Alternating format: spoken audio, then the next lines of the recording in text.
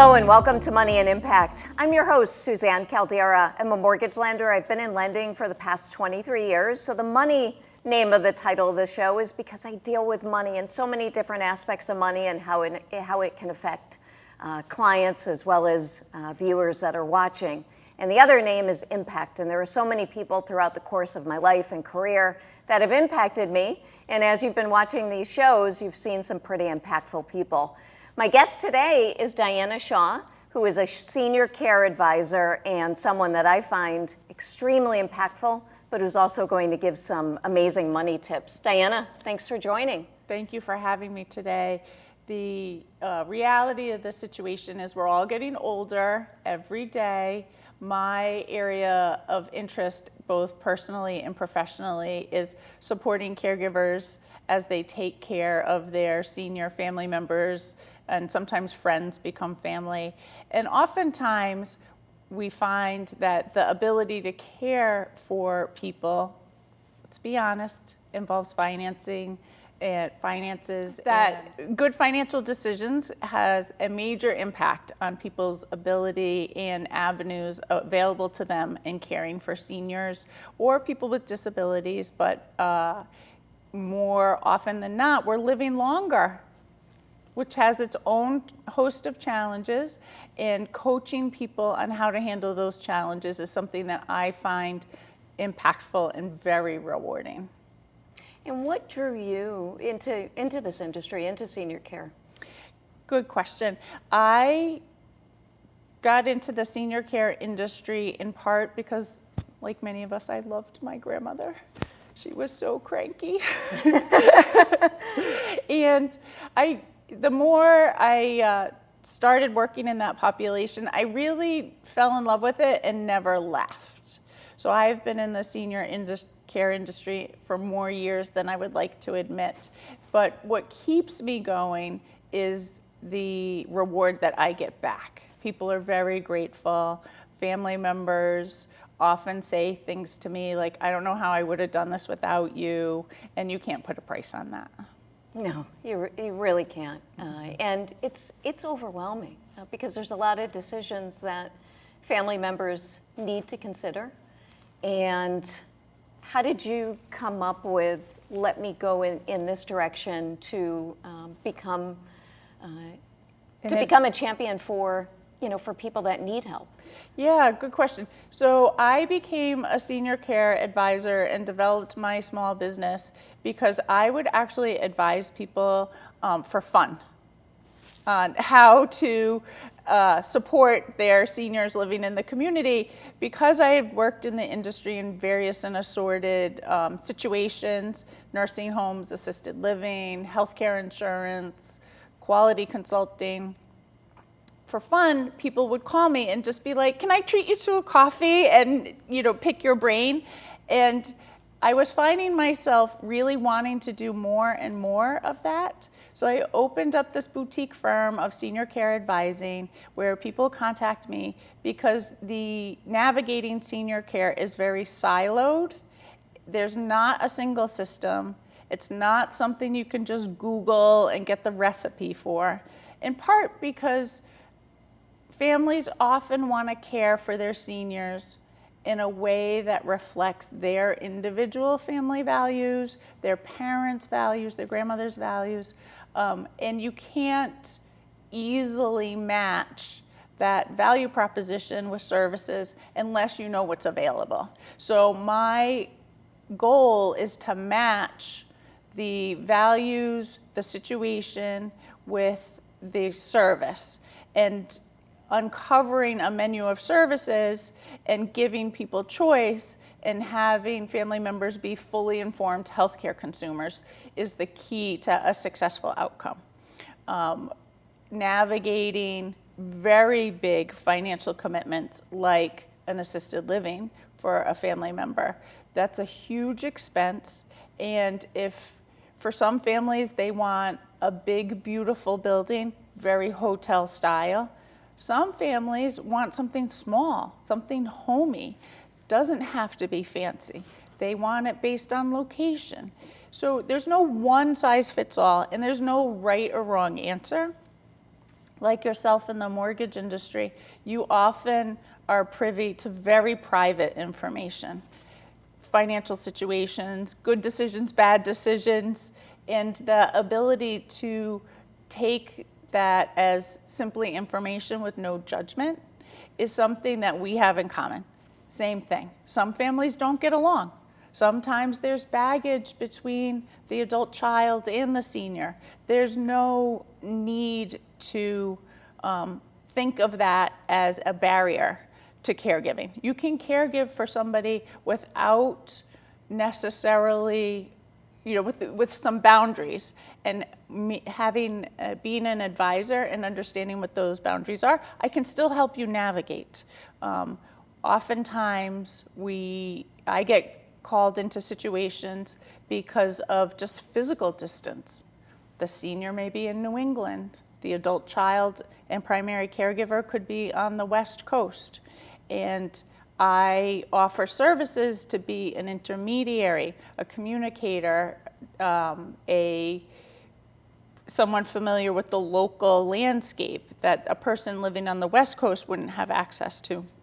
So I do a fair amount of caregiving support for people who don't even live in the same coast. But having access to services definitely intersects with financial planning and financial situations. And do you find that the senior, whether it be the senior themselves or the family members, either wait too long or do they start too soon? Like what are you finding with your clients? Yeah, there's a range. I tell people who contact me, we just start where you are. I have some clients that I call proactive agers. For instance, I have a lovely husband and wife who contacted me when the husband received a diagnosis of dementia. They're fine. They're living in the community. They're living their best life. The husband, despite his diagnosis of dementia, is like the pickleball champion of the neighborhood. But they are very proactive and engage in my services episodically to be prepared. Mm-hmm. I have some families who contact me when they're in crisis. My grandmother fell, she broke her hip, she's in the hospital, she can't go home, I need help. The hospital wants her to go somewhere by 2 o'clock today. So I have the full range, and I can provide education and information on both ends of those spectrum. When it comes to financial planning, that takes advanced planning, but has a ton of variables. For most people, their house is their biggest asset, and how they manage affording long-term care and possibly leveraging their house as their asset is something that I encounter quite a bit. In particularly, it happens when it is determined that assisted living is an appropriate place, so that'll be their new residency, but fund it with the sale or reverse mortgage of their house. So I get those situations quite a bit. With assisted living, and I know it can run the gamut, yes, depending on, I love how you did the example of the hotel versus something small, but is there an average of around how much that costs a consumer monthly? Sure, good question. It also depends not only on the area in the country, like most real estate, but it also depends on how much service the person needs. So most often, the person moves into assisted living for medication management.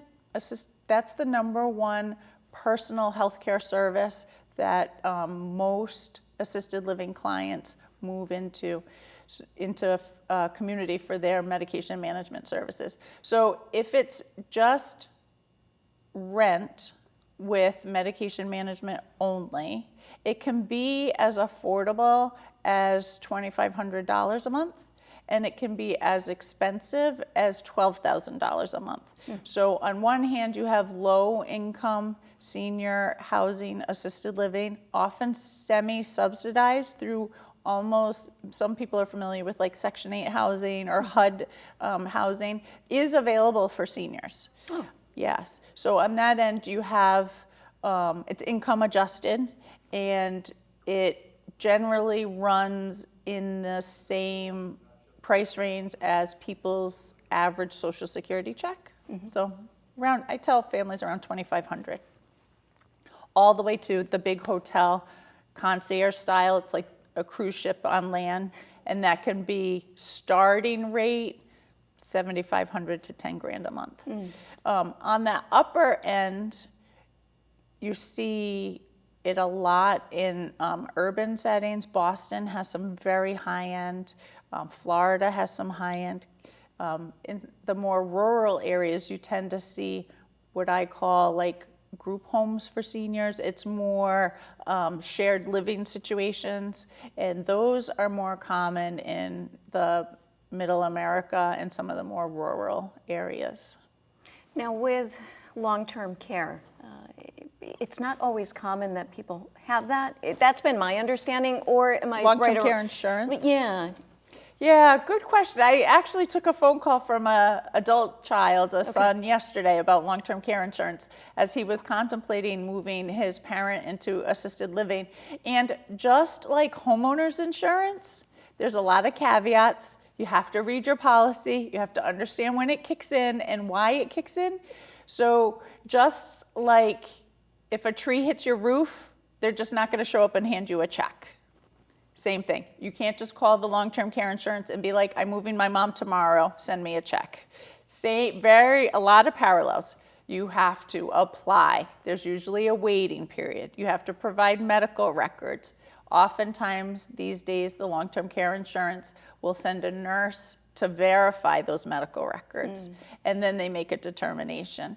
So there are long-term care insurance policies. Many were written about 20 years ago. I have seen them be written for as little as $30 a day to as much as we will pay your entire assisted living bill for up to $10,000 a month. So there's a big range, and there's a lot of nuances around how the policy was written. One of the most common barriers to using a long-term care policy that I see is this issue of cognitive impairment and dementia.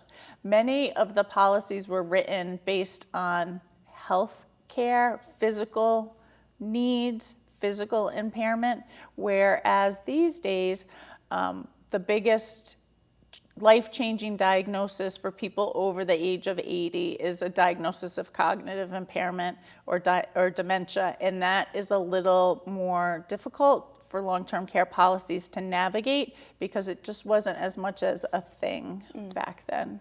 Okay, got it. Yeah.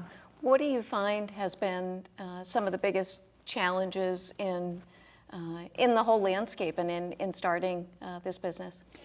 From a business standpoint, I've made some mistakes. So it's been a bit of a learning curve. Being able to help everyone that contacts me and finding services. So I can't help everybody that contacts me because there are some barriers to senior care that are insurmountable. The biggest example of why I can't help someone, unfortunately, and it makes me very sad to admit this, but if there's ongoing substance abuse disorder, particularly alcoholism in seniors is more common than you would think, and it's very frustrating for adult children. I get calls from adult children who are out of their head that their parent is in their 80s, continuing to drink, which is now very much impacting their quality of life and their decision making. And honestly, there's a shortage of behavioral health or mental health providers that cater to seniors.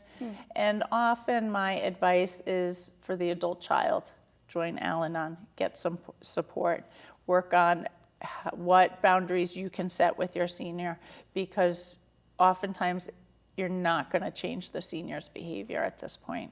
So that's been a challenge, is how do I service that population who definitely needs servicing but has very limited options. The biggest piece of education that I tend to offer is around the siloed services of senior care, because they don't talk to each other. So oftentimes seniors are maybe doing fine, living independently in their own home, but have some sort of event or a chronic illness gets worse. And that starts the decision-making process. And part of that decision-making process is very dependent on the adult children and the seniors' tolerance for risk and risk-taking behavior. So it's, if my senior stays living home alone, what are the risks? Should they be driving? Should they not be driving? Are they at risk for falls? Are they eating correctly? Are they at risk for poor nutrition? Are they taking their medications correctly? Are they at risk for having a health impact due to poor medication management? And as I coach and counsel the adult children and the seniors themselves, oftentimes too, we try and broker a negotiated agreement as to what is acceptable and what is not. I have a very lovely, wonderful woman who lives in Newport, and she is from Ireland. And when she was 17 years old, she got on a boat with no job, no money, no care, and came over to Massachusetts on this boat at 17, and now she's in her 90s. Wow. I can tell you her personality has not changed. She is going to do exactly what she wants, when she wants, and how she wants, much to her kids' chagrin. So in that case, I have a relationship with the senior that allows me to negotiate on her behalf with her adult children to try and keep her as safe as we can without stifling her spirit. So yeah, that's the biggest kind of service that or the thing that I find most rewarding, and it can be frustrating sometimes too. It can be, and I'm sure you're familiar with that term, the sandwich generation. And, yes. And for many of the caregivers, they may have their teenage children that they're contending with, and then they've got their new adult child that they're contending with. Yes. And that's got to be tricky for you, I would think. Yes, and you're exactly right. And there's also a swath of population that's caring for their grandchildren. So oftentimes I'm seeing more and more that the great-grandparent is the senior of concern. The grandparent is caring for the grandchild, and then the adult child is off making a living and supporting these other populations. And it is very stressful. Very stressful for everybody. So any information that I can help or support to provide navigating all that, and connecting them with services to try and relieve some of the caregiver burden. And with cognitive decline, I know you and I had spoken about a personal matter with a family member. When do people tend to start seeing that cognitive decline in their parent, or for the viewer that may be a senior that's watching this? Yeah. There's really good science happening around cognitive impairment in hindsight, meaning from the early 90s to present.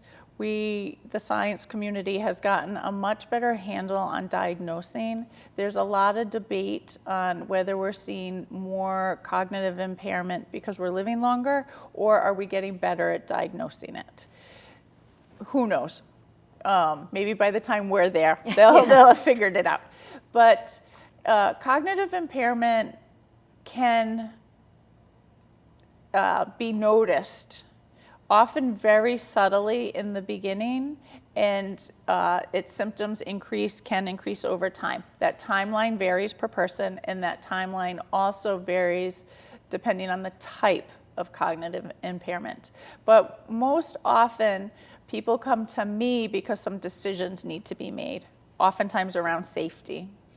And I have heard anecdotally that families say, once my parent received the diagnosis, what they had been doing made sense. So what I encourage people to look for, believe it or not, a big bellwether around cognitive impairment is somebody's ability to manage the mail. The mail? Okay. Because mail management for seniors is a multi-step process. Many of us do a lot of things online now. We get very little mail, but junk mail goes right in the trash and we move on. For seniors who are still very paper-oriented, it's complicated. It takes checking the mail.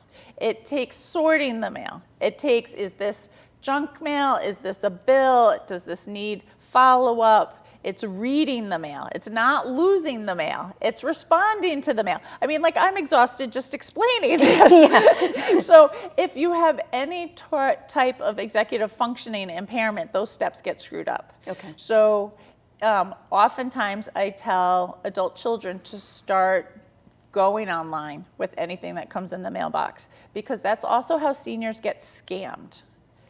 Very often is through paper mail. They receive a letter soliciting for donations, they get on a donation list, and next thing you know, your seniors writing checks to organizations that you don't know how legitimate they are or not. So mail management is definitely a big red flag. The other thing that becomes a hot topic is driving. Whether or not a senior is safe to drive due to cognitive impairment, and managing that whole decision-making process is tough. But science says that by the time someone is diagnosed to when they started exhibiting symptoms is generally, they think, between 5 and 7 years. So say there's a family member that receives a diagnosis of cognitive impairment, it very well could be that that person has been struggling with more executive functioning chores for the past 5 to 7 years. Got it. Yeah, it's hard. Yeah. You had shared a great story about a senior, and I don't know if this was your 90-year-old that you mentioned, who was in a home, wasn't able to do stuff, but once she was able to do stuff, she flourished. Yes. Do you recall that story? Yes. So I have many examples of seniors who, once they have some supports in place, do better and keep going and really settle in with structure and a little direction. In part because I have found that very smart, very bright seniors who are used to being the sharpest tool in the toolbox get very anxious because they know something's wrong, but they're not sure what. And once services get in place, structure, or matching them appropriately with the correct providers, they do flourish, they do great. So my advice to family members is often don't let a diagnosis of cognitive impairment or dementia side rail the quality of someone's life. They can have a very high quality of life for a long time. Dianna, I realize we spent a lot of time talking about people that have a network. Maybe they have adult children or they have family members. What about that lone wolf that's on their own? Yeah, solo agers. Yes, there's a growing population of people, for whatever reason, are in the solo agers. They are either not connected via family or friends necessarily. I do have several solo agers that I have relationships with. And just because someone was a lone wolf, not a joiner, doesn't mean that they should have the struggles alone. And the few solo agers that I do have are grateful to have what I call like a phone a friend. I have an example of that. It's not exactly the same thing, but I have a small roster of retired nuns, and because they are solo agers, reached out to me as a group because they have a community, but they only have each other, and they're all over the age of 87 now, and they all shouldn't or don't drive. So I am an advisor to 5 solo aging nuns, for example, because they needed support. They needed somebody to call in case of an emergency.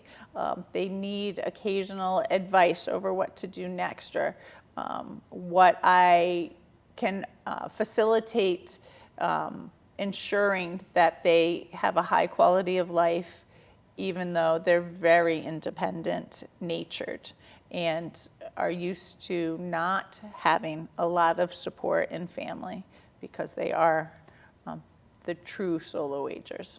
You mentioned that there are services that the seniors can look into. What is the best way for someone to look into things? Would it be Google? Would it be going to a senior center and looking at resources there? Yeah, what would you recommend? A good starting point in Rhode Island, we have an excellent free resource called The Point. It is a hotline staffed and manned out of our United Way office. And The Point has resources for people looking for senior care providers and resources. And they're an excellent starting point. If you call The Point and just give them what you're looking for, they can definitely point you in the right direction. I oftentimes advise my families to use their local senior center for a particular service. And that particular service is called a SHIP counselor. The acronym is SHIP. They're free counselors. They work out of your local senior center. They're highly trained, and they're highly trained in helping seniors and families navigate health insurance in particular. Open enrollment for Medicare is every fall for the next calendar year. And I direct 100% of my clients to go to your local senior center, to make an appointment with your SHIP counselor, to look at your health insurance and your health insurance costs every year with your SHIP counselor, to consider what is the best Medicare health insurance plan for you, because it can save seniors significant amount of money if they are on the right Medicare health insurance plan for them. And that is a free service, and I encourage everybody to take advantage of it. You know, Dianna, I think going over those resources is a perfect segue to end, and for any additional information on Dianna Shaw or any questions about today's program, be sure to watch the credits. My email address is there, and we'll catch you on the next episode of Money and Impact. I'm Suzanne Caldeira. Thanks for watching.